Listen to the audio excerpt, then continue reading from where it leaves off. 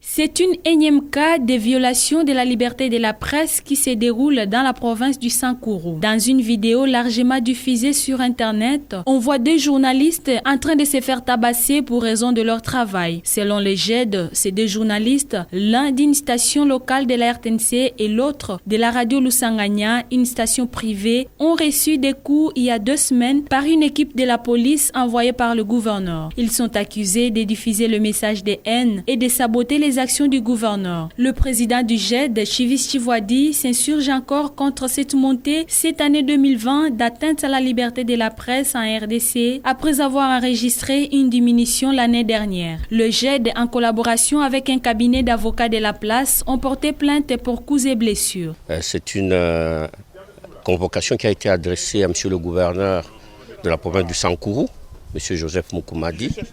Le procureur lui demande de se présenter à son office le lundi 14 septembre pour y être entendu sur un certain nombre de préventions, notamment des coups et blessures contre 2 journalistes d'une radio privée, la radio Lusanganya, et puis sur notre motif d'incitation des militaires à commettre des actes contraires à leur devoir ou à leur déontologie, quelque chose comme ça.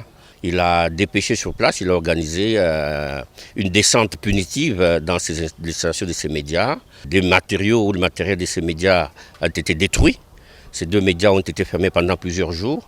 Et des journalistes qui avaient été trouvés sur place ont été copieusement battus, molestés au moment où nous sommes en train de parler.